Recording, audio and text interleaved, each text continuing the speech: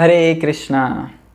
गीता के 9वें अध्याय में भगवान श्री कृष्ण कहते हैं, माम ही पार्थ व्यपाश्रित्य ये पीस्यु पापयोनयः स्त्रियो वैश्यो तथा शूद्रो तेपि यान्ति परमाम गतिम।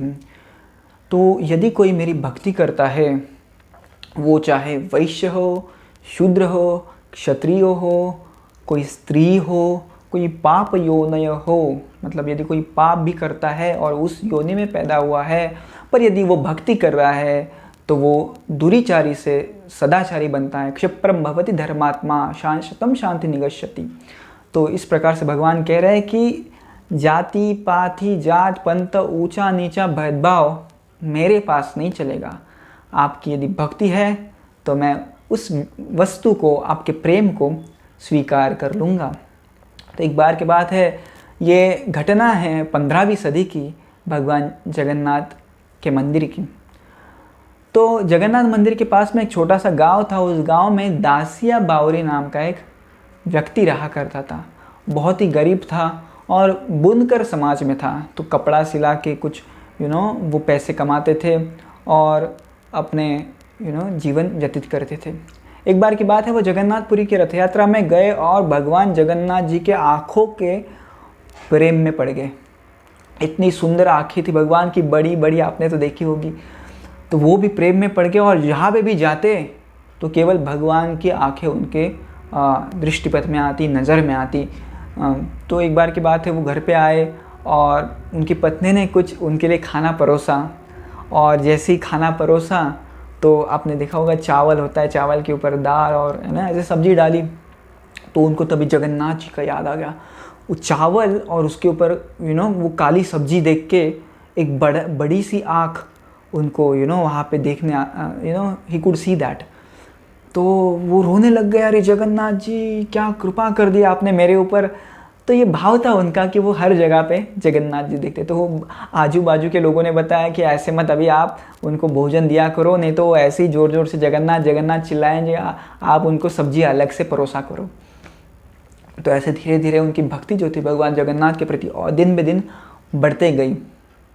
यो मां पश्यति सर्वत्र सर्वं च मयि पश्यति तस्याहं न प्रणश्यामि न च मयैव प्रणश्यति। जैसे कृष्ण गीता में कहते हैं कि जो भक्त मुझे हर जगह पे देखता है, मैं भी उसे हर जगह पे देखता हूँ। तो कृष्ण भी उनकी अच्छा से ख्याल रखते थे। तो एक बार की बात है, उनके पास कुछ पैसे नहीं थे, जगन्नाथपुरी जाने के लिए समय भी नहीं था। तो उन्होंने किसी व्यक्ति से कहा कि आप जो ये नारियल है हमारे जगन्नाथ जी को दे के आना, पर एक कंडीशन है। और वो कंडीशन ऐसे कि आपको अरुण स्तंभ के पास जाना है, चक्रों को देखना है, सुदर्शन चक्रों को देखना है, नील चक्रों को देखना है और ऐसे ही अर्पण करना है नील चक्रों को बाहर से।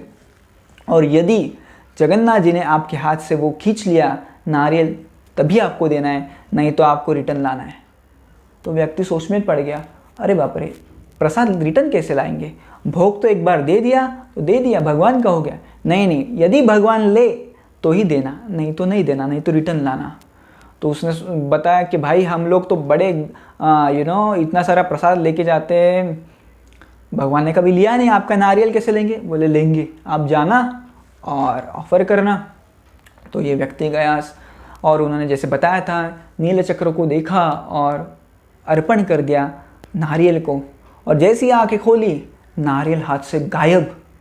वो व्यक्ति भी चौकन्ना रह गया। सबको बताया उसने और उस समय से जो आदर था इस व्यक्ति के प्रति, दासिया बावरी के प्रति, वो सबके मन में बढ़ गया। और हर साल दासिया बावरी बहुत सारे केले, आम, अलग अलग प्रकार की चीज़ें भगवान जगन्नाथ जी के लिए भेजते थे। और हर बार की तरह जब भी कोई अर्पण करता था जगन्नाथ जी को, तो सबके आंखों के सामने वो गायब हो जाते थे और जगन्नाथ बेसिकली ले लेते थे, क्योंकि उतना सारा प्रेम दासिया बावरी ने उसके अंदर इन्वेस्ट किया था। तो एक बार की बात है, दासिया बावरी बहुत बीमार थे। वो कुछ काम नहीं कर पाए, कुछ खाने के लिए भी नहीं था उनके पास। तो रोने लग गए थे वो। Condition was very poor. उनके बच्चे भी बहुत भूखे थे। उसी समय एक गेस्ट आया, जगन्नाथ जी आए उनके इधर एक गेस्ट के रूप में और पूछा कि मुझे कुछ खाना चाहिए। तो उनकी पत्नी ने बोला कि हमने कुछ खाया नहीं बहुत दिनों से। बोले नहीं नहीं आपके कुछ होगा। तो छोटा सा दाना कुछ था चावल का वो दिया और जगन्नाथ जी बहुत संतुष्ट हो गए। जगन्नाथ जी राजा के सपने में गए और कहा कि राजा आप क्या कर रहे हैं, ये मेरा एक भक्त यहाँ पे भूखा है और मैं सो नहीं सकता, आप उसे अभी के अभी मदद कीजिए। तो राजा ने रातों रात दासिया बावरी के लिए प्रसाद की व्यवस्था की और दासिया बावरी को बताया कि आप अभी मंदिर के पास में रहेंगे, आपको किसी भी चीज़ की कमी नहीं गिरेगी। तो ये है भगवान का आदान प्रदान। अपने भक्तों के साथ भगवान कभी देखते नहीं कि ये कोई उच्च जाति का है, कोई निम्न जाति का है, कोई मुझे अच्छा चीज़ अर्पण कर रहा है, कोई बुरा चीज़ अर्पण कर रहा है। भगवान कुछ नहीं देखते, इसलिए भगवान को कहते हैं भावग्राही जनार्दन। तो भगवान केवल भाव देखते हैं। धन्यवाद। हरे कृष्णा।